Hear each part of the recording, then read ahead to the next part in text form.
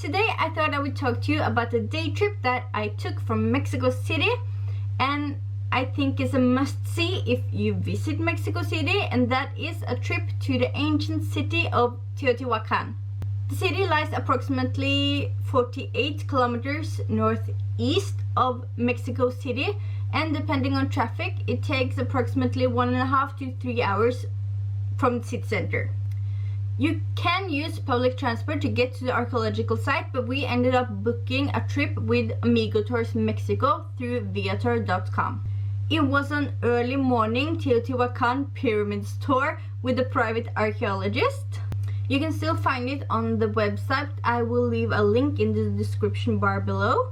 It cost almost $78 for 2 persons when we booked it 3 years ago. Pickup from Mexico City is between 6:20 and 6:50 in the morning, and the tour is set to last approximately 8 hours in total. The reason you want this early morning tour is that you get to the site just as they open at 9 a.m. The sun is not yet burning hot and the crowds have not yet come. You pretty much have the whole place to yourself. You have 3.5 hours inside the archaeological excavation, and you get to see and climb the 3 main pyramids, or at least we did. General admission is 70 pesos per person, but it's included in the tour fee. You get a lot more out of your stay if you have a guide who can tell you things you might not learn by yourself. When your time at the excavation site is over, you visit an obsidian workshop and taste some different spirits derived from cactus. Obsidian is a black volcanic rock that you can make weapons and tools that was majorly used in Mesoamerica. It looks like glass and is quite fragile. The spirits you get to taste are tequila, mezcal, and pulque. There's a lunch place there that you will have to pay separate, and there's also a tourist shop.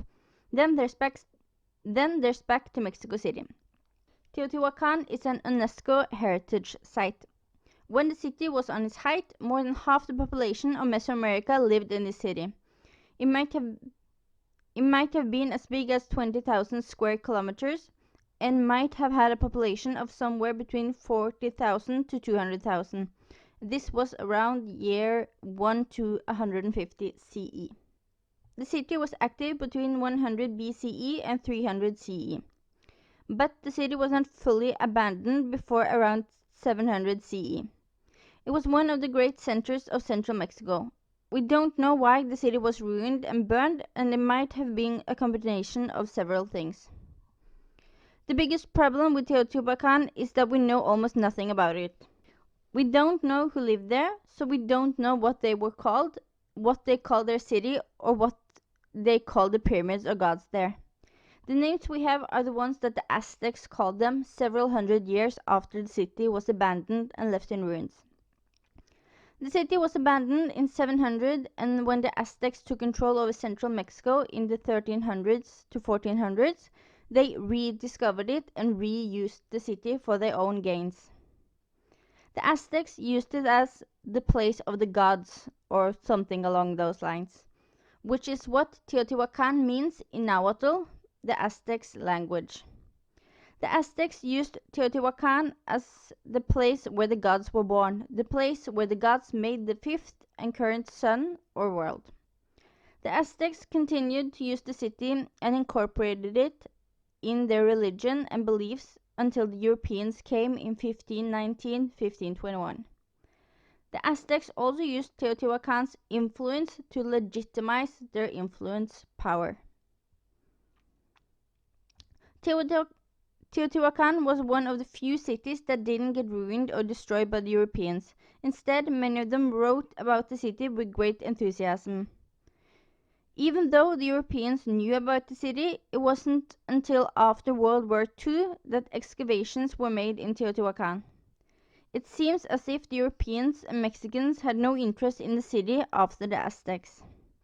I wrote about how the Aztecs used Teotihuacan to gain political and religious powers among other cities in my degree.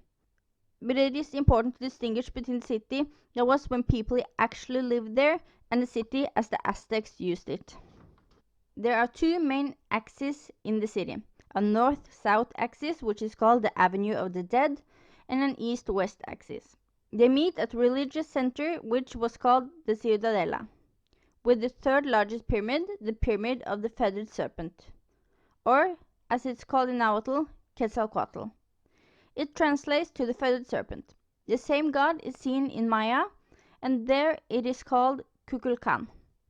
It is this god that the Chichen Itza pyramid is dedicated to.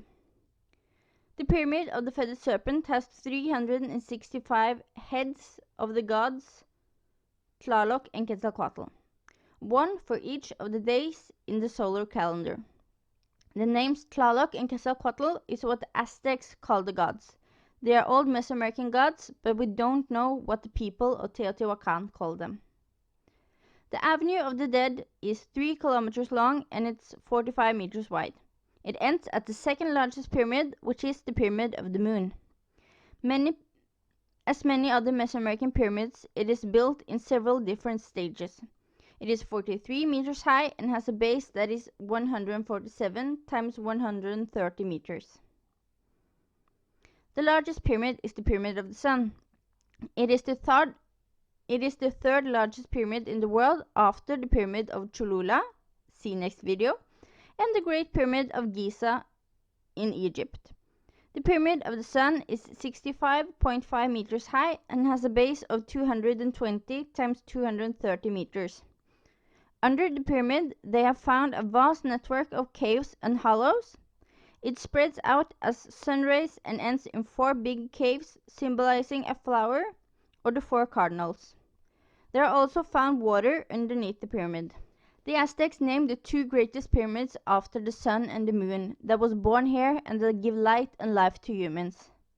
The pyramids are built as mythical mountains and had an altar on them.